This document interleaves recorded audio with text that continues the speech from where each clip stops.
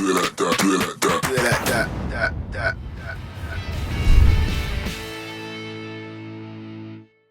Welcome to The Crows Show, brought to you by Hungry Jacks. Coming up, Ebony Marinoff sits down with young star India Rasheed. Mitch Hinge tees it up in our long drive competition, and Nixie reflects on the Suns clash. But first, Jordan Dawson's become an elite midfielder since joining the Crows, but he's lacked help and success.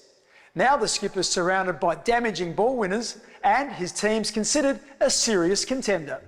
Philthorpe back to Dawson. The skipper to hook it through, and the Crows answer straight back. Yeah, I think the feeling's definitely really positive. It's good to get some evidence of what we've been practicing over the pre-season, and obviously we've got some challenges coming up, but yeah, to get a few wins on the board early is really nice and something that I haven't experienced since we've been here, so it's really exciting for us.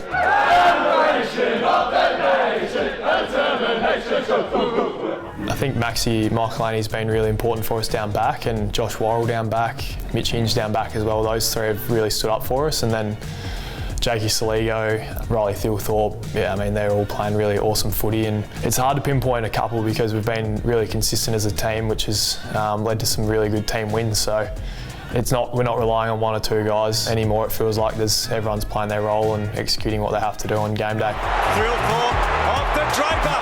Could this be his moment? Draper, yes it could. Sid Draper, first AFL goal. Sid's been awesome. He's playing some good footy. It's been hard for him to crack in, but to even just maintain the sub role and come on and have an impact for us has been huge. And he's an exciting player. He's got good footwork. He's really raw, but we all were at 18. He's still learning the game and learning his craft, but he's just a great young fella. I had him obviously live with me for a few weeks in pre-season, and he's good, honest, hard-working, extremely professional fella, but can also have a laugh and a bit of fun off the field. So I'm really excited the way he's attacked the year, and we'll see how he goes for the rest of the year. I think week to week you can see Dan build his confidence. You know, he's able to take a few big pack marks or take a ground ball clean and drive through a tackle, and we're just going to see him get better and better, I feel. And he's a real beast of a human. He probably doesn't realise that yet, and he's still trying to figure out how to use that. So I'm excited for how he's trending, and he's still a young man, and he'll figure his way out.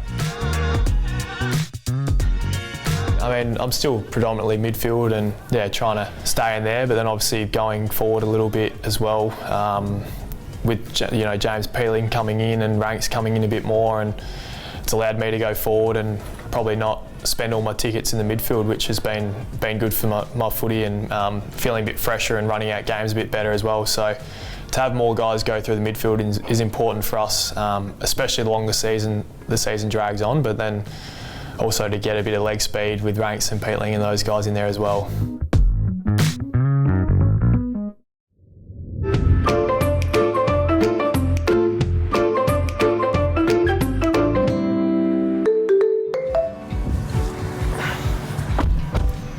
Shaggle, what's going on? Nah, not much, Shaggle. Welcome to the Toyota BZ, the all electric. What do you reckon? Nah, very happy with it. Obviously love sustainable energy, so love what Toyota are doing. You are in the Land Cruiser that is for farming purposes. Yep. Tell the fans a little bit about that, mate. What goes on in the outside of footy life of Nick Murray? Yeah, so basically my housemate, ex-player Ned McHenry, and I have a bit of a farm outside of footy. Like to get out there on my days off and potentially on weekends if we have a Saturday game. So it's such a great release. Obviously Adelaide being such a footy dense city, to be able to get out there and just get in the fresh air and run some sheep rounds been great for my development and for my career, I reckon. You did have all the boys out there to the farm one end of season for a few celebratory drinks, so we got to see, us city boys got to see what life was like, and I'll tell you, mate, unfortunately I think that's the last you'll see of me on the farm. I think I'll stay in the city and stay in the nice Toyota BZ, driving around the city. Yeah, I don't think it's for you, Shaq. Leave that for me. Tell us what's your favourite win so far that you've played in at the Crows. Favourite win would probably have to be my first 2021 against Melbourne. I think they were 10-0. Thought you might say that. Yeah, we'd won a few games, but yeah, no one expected that, and so that'd be my first win. Obviously a few key moments in there, might deliver it out of bounds. tackle on Gorney, so very happy with that. Yeah, the tackle on Gorney was big, and the deliberate Alex Neil-Borden now at the club keeps giving us crap about that. He was the one that was right near it, and he reckoned he should have won, but I reckon we definitely had that. It was a good win because Melbourne obviously went on to win the premiership. As you said, they were undefeated. So for our young group, that obviously instilled a bit of belief in us going forward, so that was a big moment. Definitely. No, I was very happy with that. Who's the toughest opponent you've played on at AFL level? Look, it'd have to be Jeremy Cameron, I say. His ability to obviously win the ball in the air, but the way he moves, he's as quick as some of those small forwards. So his rip back to goal is obviously quite unique, and he's such a special player. So yeah, I'd say he'd have to be my hardest, Shackle. All right, Muzzo, we're just pulling in. Thank you very much, mate. That was a great chat. Yeah, thanks, Shackle. Thanks for having me. No worries, Shackle. There's Riley O'Brien just screwing past. Would you say hi to him? Birdo, we're live on air. Say get out of the Crow Show. G'day, Crow Show. Big Birdo. Best car ever.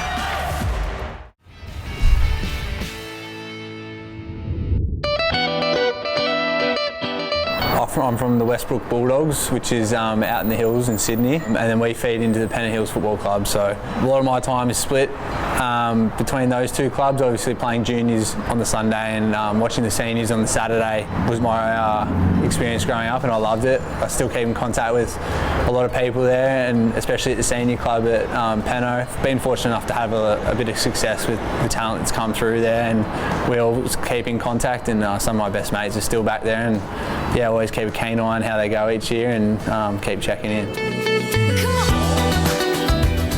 I got to play senior footy when I was 16 there, and played and was lucky enough to my fifth senior game for the club was a grand final, and we got to win that. So it's probably a dream start, and I didn't get to play much after that, just with underage nationals and stuff like that. But it's still probably one of the best memories I've had in my life back there. And jersey having to get tucked into the front because it was over nearly touching my knees. Yeah, it was. Probably got blown away in the wind a couple of days, but it was the joy of playing footy, and just I love the experience of playing against blokes that I hadn't really ever had the opportunity to play against, only my own age group. So that was probably pivotal for my development.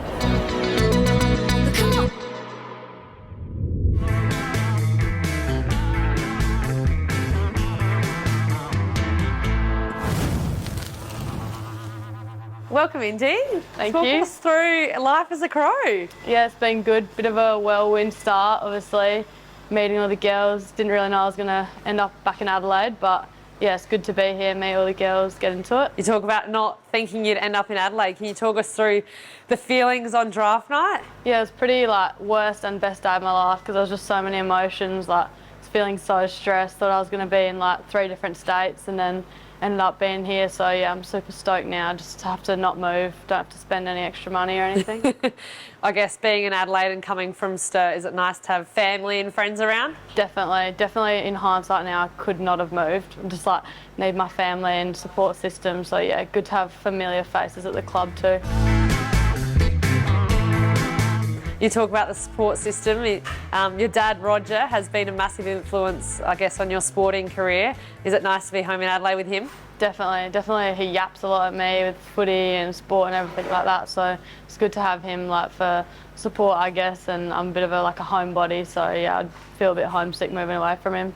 And I guess you came through the state program. Is there anyone in particular that you're looking forward to reuniting with at the Crows? Probably about 6 or 7 of them, but probably Goody's the main one that I played with and one of my best friends. But then, yeah, played with a range of others. Played with Zoe, Kiz, Keely, Hannah, all those girls. So, yeah, keen for that. What are Crows fans going to be looking forward to watching you play? Probably mainly my kick, I guess. Probably my main weapon. Ball use inside 50s probably, I would say.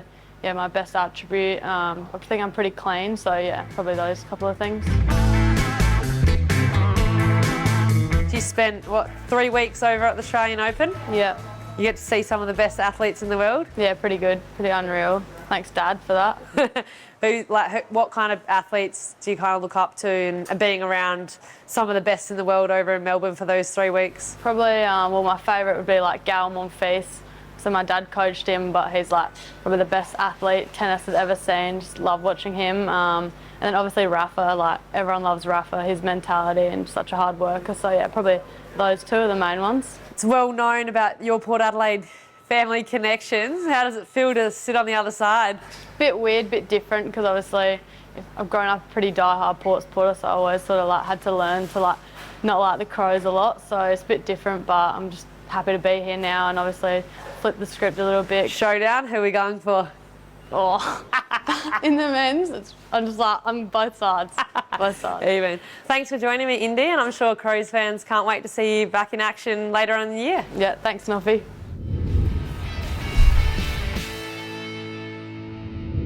Well, if you've been able to get to a home game this season, you would have enjoyed our revamped matchday entertainment, which includes some pre-game sacks.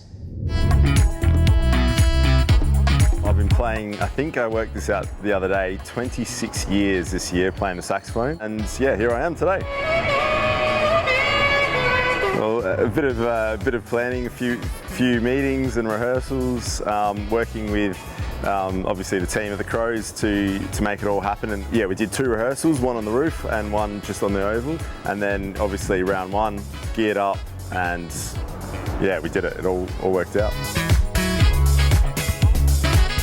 I was a bit overwhelmed. I thought it might take a few sort of games to get some sort of feedback. I really wasn't sure, but it was nice to have some of my family there, and they were able to provide feedback, and it sounded really good. And obviously it seems everyone was super happy with it. So keen to be here every home game. And thanks to Toyota, if you take a photo of yourself or a friend at one of our games and post it to social media, make sure you use the hashtag WeFlyAsOne. This week's lucky fan is you. Please email faceinthecrowd@afc.com.au with photo ID to claim your prize of 2 tickets to Toyota's exclusive Hilux Hill at Adelaide Oval.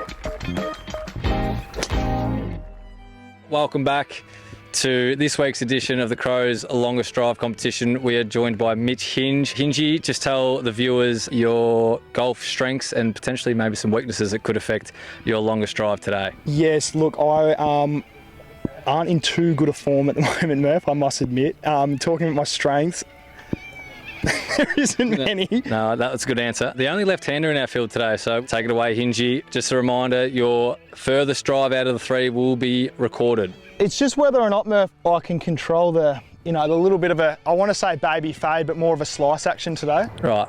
The viewers love hearing what's going on in your mind. We know you are a chronic overthinker when driving the golf ball, so this is fantastic. Well, that's going to hit those guys on the hill. It looks pretty good. No fade, though. Oh. Just awaiting the judges. I think he's got the arm out saying, yeah, we're good. Yeah. Knowing that come from you, that's not entirely surprising. I believe he's thrown up the arms suggesting he can't find it. 2 more to get. Would love one in the direction of the green, though. Murph, that's pretty long. Heading towards the practice facility netting, but it should probably play. It's telling me 206, Mitchell, which is a very, very nice strike. No, that's not 206. 266? I should cut. And that looks like a really nice strike. Mitch, I'm going to get you to clarify this. I trust you being honest. Hold on, what's going here? That's 3 extra metres. Mitch, we do, sorry, just to make it an even competition, we're going to need it in line with you. I see what you've tried to do there, but not. Oh, 232. Not if I have anything to do with this competition. Yeah, 231 I got from right here. 231 from Mitch Hinge's 3rd attempt. Pretty solid, Mitch. Thanks for joining us. Thanks, mate. Thanks for having me. No worries. So Mitch goes to the top of the leaderboard. Next week, it's Isaac Cummings' turn to swing hard.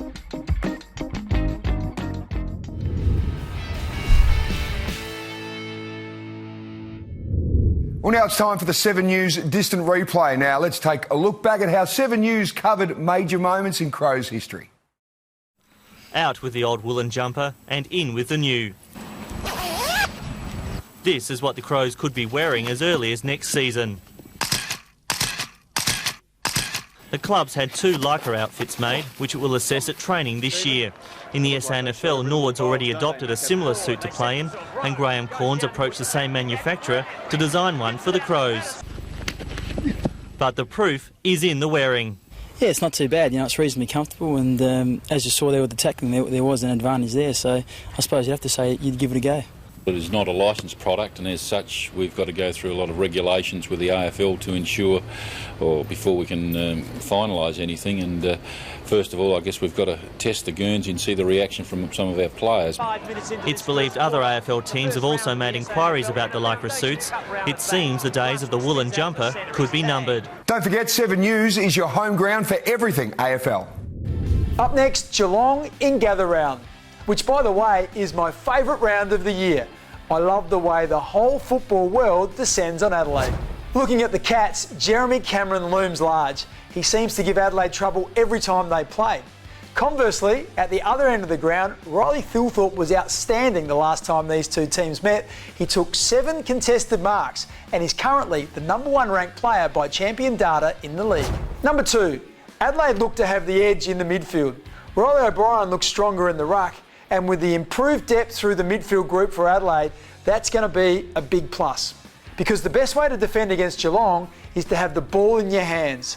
When you control the movement of the ball, it takes away one of Geelong's real weapons, and that is their springboard attack from defence. And number 3, it's the 3rd year in a row that Adelaide kick off Gather Round. The spotlight burns pretty bright on a Thursday night, and can Adelaide deal with that expectation?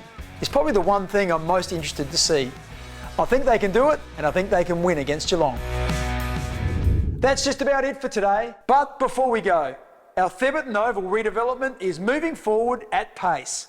We thought we'd give you a little look at how the club's new home is coming together. It's an exciting time, and we can't wait to call Thebby home. Don't forget, you can see the Crows show every Sunday morning here on 7 at 11. Bye for now. Today's show was brought to you by Hungry Jacks.